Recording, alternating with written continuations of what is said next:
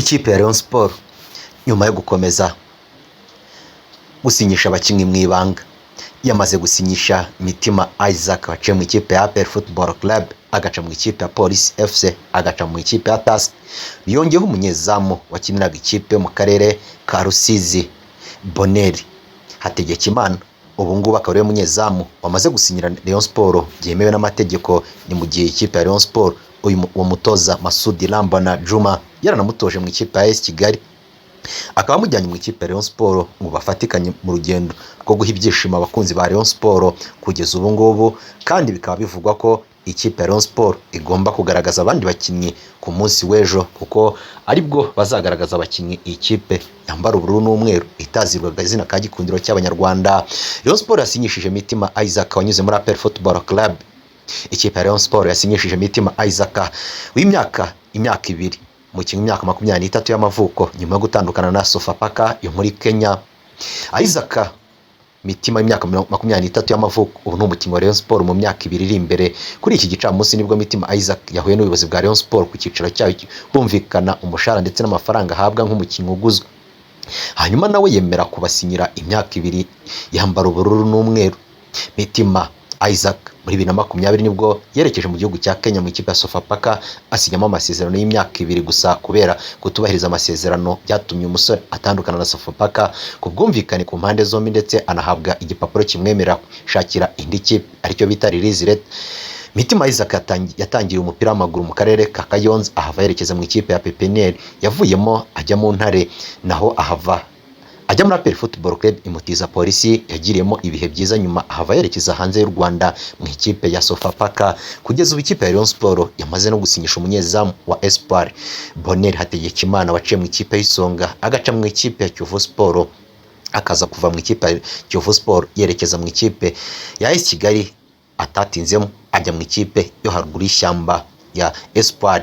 Ni nako bikomeje kugenda byibaswa n'abakunzi b'umupira w'amaguru mu Rwanda. Ni umutoza wa APR Football Club Adil Elad Mohamed udashobotse, cyangwa nabongereza badashobotse. Imyaka 3 umutoza mukuru umwe, ni mu gihe amaze kungirizwa n'abatoza batatu benshi bibaza niba yaba ari umutoza mukuru wa APR Football Club Mohamed Adil Elad udashobotse unanirwa na nabo cyangwa se niba ari ubungiriza azana badashoboye. Ntibikunze kubaho ko umutoza mu myaka 3 abayungirijwe n'abatoza batatu. Muri iyi nkuru ntawe turi buze gutunga agatoki ngo ntashobotse cyangwa ngo arashobotse, gusa turaza kurebera hamwe uwagiye wese uko yavuye muri iyi kipe.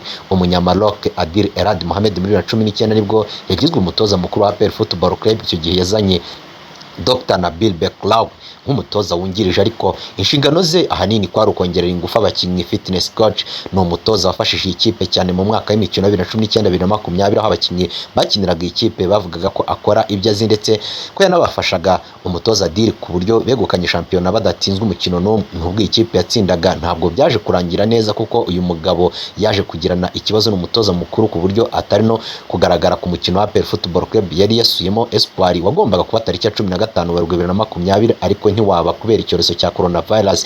Amakuru avuga ko umutoza Adil yari yamaze gufata umwanzuro wo gusezerera uyu mutoza. Icyo gihe ubuyobozi bwa APR Football Club bwatangaje ko nta kibazo gihari, abatoza babo bameze neza, ariko ntibyateye kabiri byaje kwigaragaza aho tariki ya 8 Nyakanga abinyujije ku mbuga nkoranyambaga ze yasezeye ku iyi kipe avuga ko atazakomezanya nayo mu mwaka utaha imikino 2020-2021 nyuma yuko amasezerano ye yararangiye, ariko bitewe n'umwuka wari hagati ye n'umutoza mukuru ntiyifuza kongera amasezerano. Byavuzwe ko impande zombi zananiranywe kumvikana. Nyuma yuko igenda rya Dr Nabil Beklaw, APR yazanye uje guha akazi Pablo Motion ukomoka muri Argentina, nawe akazi ke kari kongera abakinnyi ingufu, nubwo ari nawe wakoraga nk'umutoza wungirije. Uyu mutoza yafashije ikipe ya APR Football Club ari kumwe na Adil Elad kwegukana shampiyona ya 2020-2021 badatsinzwe. Ntabwo byatunguye benshi ubwo muri Nyakanga 2020 APR yatangazaga ko uyu mutoza atazakomezanya n'ikipe, ahubwo ubu umwaka utaha iyi kipe y'ingabo z'igihugu izaba ifite umutoza wungirije ukomoka muri Tunisia. Benshi batangiye kwibaza niba nawe yarashwanye na Adil, ariko amakuru Innocent yamenye nuko uyu mutoza nta kibazo yigeze agirana na Adil, ahubwo we byatewe n'ibibazo by'umuryango we, aho umugore we yanze kuza mu Rwanda, ndetse anabwira uyu mugabo ko byaba byiza nawe akazi akaretse akamusanga. Ibi bikaba byaratumye umukinnyi atongera amasezerano ye yari amaze kongera ku musozo. Umutoza wa gatatu wungirije mu mwaka wa gatatu ni Umunyatunisia Jamil Eddine Neftali. Uyu unashinzwe kongera ingufu abakinnyi b'ikipe nawe yahawe amasezerano y'umwaka umwe ari muri Djibouti. Yajyanye n'ikipe gukina na Mogadishu City Club mu ijonjora rya CAF Champions League. Nawe bamwe baribaza niba nyuma y'umwaka yasinye azakomezanya n'ikipe cyangwa azagenda ku mpamvu ze bwite hashakwe undi mutoza wungirije. Mu myaka 2 maze mu Rwanda akaba atangiye kuwa gatatu Adil yegukanye ibikombe bya shampiyona ndetse adatsinzwe gusa nubwo afite uyu musaruro. Benshi bemeza ko imbaraga ze ziba mu bungiriza be, cyane ko nyuma yo gutandukana na Bill byaje kumugora umwaka wa 2020 igikombe akagitwara ku bitego nyuma yo kunganya na AS Kigali amanota. Nabyo ntibyavuzweho rumwe uburyo yatsinze ibitego byinshi ku mukino 2 ya nyuma. Adil Elad Mohamed kugeza ubu ngubu akaba atezweho na benshi n'abakunzi b'umupira w'amaguru mu Rwanda kwerekana ko ari icyo ashoboye afasha ikipe y'ingabo z'igihugu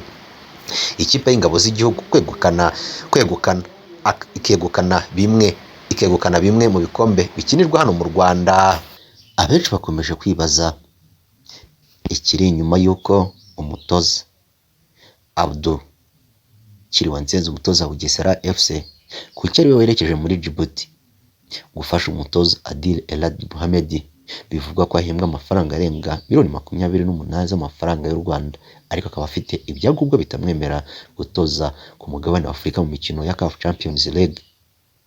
Mbere y'uko ikipe ya Gor Mahia mu mwaka ushize isezerera ikipe y'ingabo z'igihugu, aho bavuga ko indege yitwara itagizemo, abenshi bari bafata Bisengimana Justin watozaga Rutsiro ajya kuri liste nk'umutoza mukuru w'ikipe y'ingabo z'igihugu.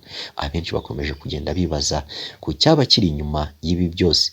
Akayabo umurengera uhabwa umutoza Adil Elad Mohamed utoza ikipe ya APR Football Club, aho abenshi bavuga ko bakimanga iyi mitoreze ye, ahubwo bamwe bakavuga ko kuba n'ubundi ibyo akora n'ubundi APR Football Club mu Rwanda n'ubundi yabikoraga ikaba yanarangiza shampiyona itsinze, akavagarika ibitego amakipe menshi arimo nka Marine n'izindi zitandukanye.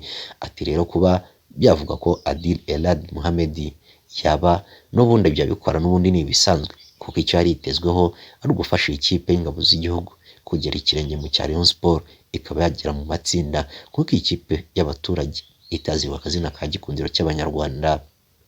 Yabikoze kandi igahishisha mu ikipe y'igihugu y'u Rwanda muri rusange. Nyuma y'uko CAF imenyesheje ko APR Football Club umutoza Adil Elad atazatoza iyi mikino, Abdou utoza Bugesera niwe ugiye gushingwa iyi kipe. Mu gutoza iyi kipe akaba yahawe intego zo kuzayigeza mu matsinda, aho abenshi bakomeje kugenda bibaza kuri iyi kipe y'ingabo z'igihugu, aho nyuma y'uko umuyobozi wayo mukuru asuye akabwira abakinnyi akanabagezaho ubutumwa abizeza ko babari inyuma kandi bagomba kuzahagararira igihugu nk'ikipe yatwaye igikombe kandi ikitwara neza, ikaba yaserukana, ikaba yakimana u Rwanda kandi n'abanyarwanda muri rusange bose bakaba bayifatiye iry'uburyo kugira ngo izitware neza iheshe igihugu ishema kandi n'abanyarwanda bayikunda. Gusa ariko abenshi bakomeje kugenda bibaza ku miyoborere y'iyi kipe mu kibuga, aho bivugwa ko uyu mutoza udafite ibyangombwa yongeye kwangirwa. Gusa reka tubitega amaso, kandi icyo twakwifuza iyi kipe ni ukwitwara neza ikimana u Rwanda.